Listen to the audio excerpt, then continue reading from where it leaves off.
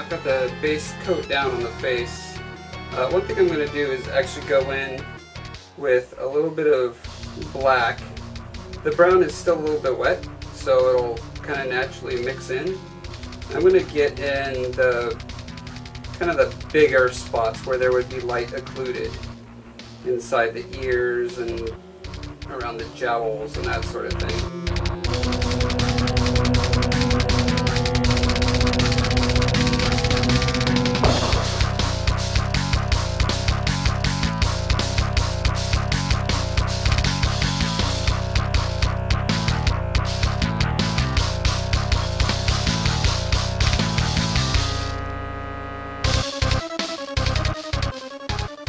I'm being a little bit sloppy with this, which is fine because I'm going to be dry brushing over it, so it's just basically there to set kind of an undertone. It'll be really subtle by the time all the different layers of paint are over it. So it's okay to go a little harlequin with it here.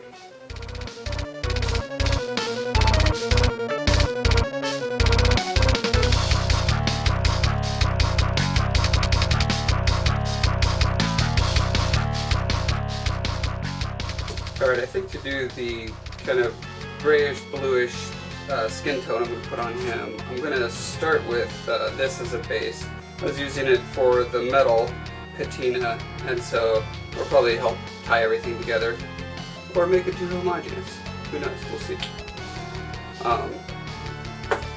So I'm going to start by squirting some on my little cap here.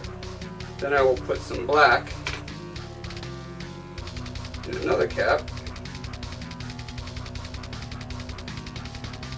And what I can do is, as I need lighter or darker, I'll just progressively pull more black in there and mix it around. I'm not too worried about keeping, you know, one large quantity of an exact color, because skin tone by its nature is pretty mottled and varied. So, and especially on this kind of dead weathered sort of look, yeah, I want it to be kind of inconsistent, I guess you could say. So because we're doing the light in the cracks and dark on the surface, and we're dry brushing onto the surface right now, we actually want to go, rather than going from dark to light, we want to go from light to dark.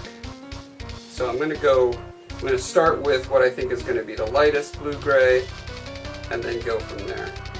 Kind of get it progressively darker as I do additional coats of the dry brush. I feel like this might actually be a little too saturated, so I'm going to mix in some gray. And I don't think I have gray paint, so I'm going to use white and black to make gray. You know, you can do that. Pro tip: mix black and white, mix gray. True story. You heard it here first.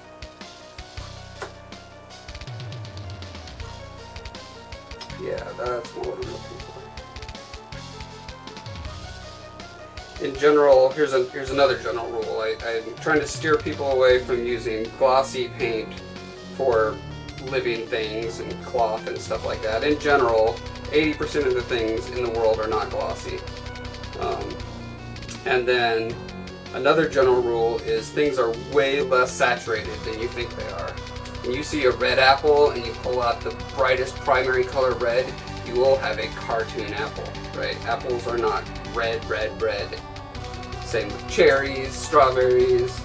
I mean, the only things that are going to be the brightest bright red are things that have been painted by humans, like cars and stuff. So, grass is not green. The sky is not usually blue. They're all less saturated versions of the pigmented artificial paint colors that we create in our factories, right? That's not nature.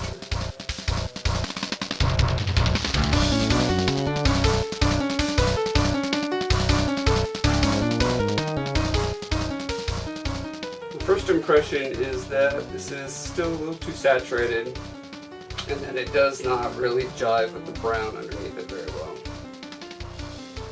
Brown is a little too kind of natural skin tone, and then the blue is kind of very unnatural. But I mean, really, this is what 90% of art is. It's exploring, it's finding mostly things that don't work until you hone in on the things that do work. So it's still a value to show this process. Yeah, so I think what I'm going to do, I think the brown will still work for the horns. I'm going to mix up some darker gray. I think I'm going to go back to my to dark to light, dark in the cracks, light on the surface.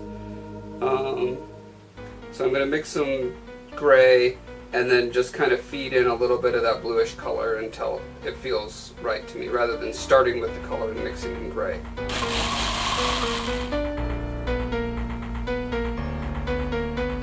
On the second coat, not super worried about covering all the brown completely. Like I've said several times, having variety in the tones is usually a good thing.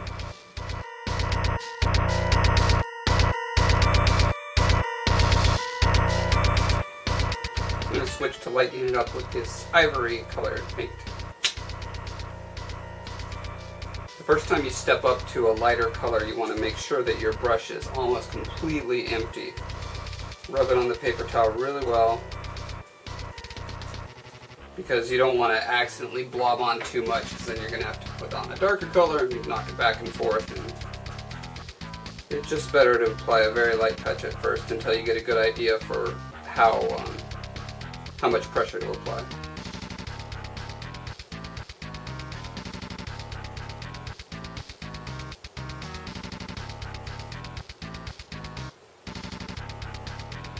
Okay, so one of the things I'm doing here is I'm applying more pressure, getting more lighter paint on areas where I'm going to change the hue a little bit.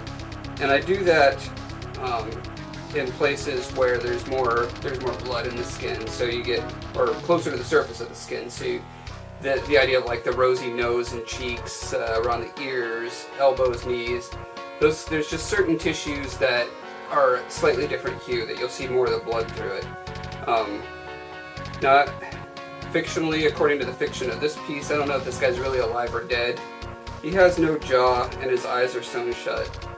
And he's really withered, so he's kind of dead, but then he's also supernatural, so he's kind of alive. So even though technically mummies don't have those colors in them, I mean, that's what makes a dead person look dead, is they're lacking that blood flow near the surface of the skin. I'm going to be doing it just because I don't know, it gives it a bit of a surreal edge to it, which I like. Let me show you an example of what I'm talking about with some of my other pieces. So here's this little kid in a monkey costume. You can see around the nose and cheeks, the knuckles, I mean, you can be really subtle with it. In general, you want to be very subtle with it. You could easily end up looking like a, just crazy makeup job, so you gotta be careful with it. Here's a couple more examples. So, I mean, I kind of have a template or pattern habits that I've built up where I just tend to always go in and hit the knuckles, the nose, the ear tips.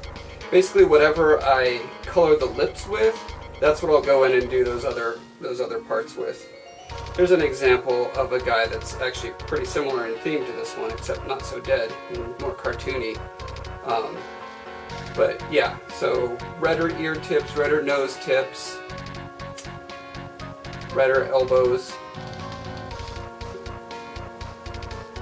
Now in this case, because this guy is not regular skin tone, he's like dead ashen skin tone, rather than going red or pink, I'm going a little more purple pink, I guess. I think what I'll do is mix a little of this dwarf flesh. Apparently all dwarves are this kind of swarthy Caucasian skin tone. I'll mix a little bit of that in my lightest layer. Yeah, so since this is already kind of a bluish gray, I think if I add just a tiny bit of red, blood red in fact, that'll get me where I need to be. Pro tip, red and blue make purple. Heard it here first, folks.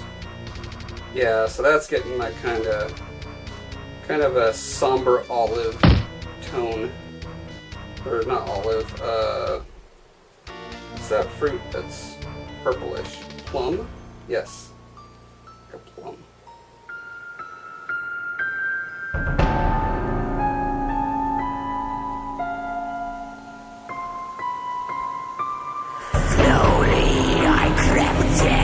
The black tongues flickering between surplus to skin.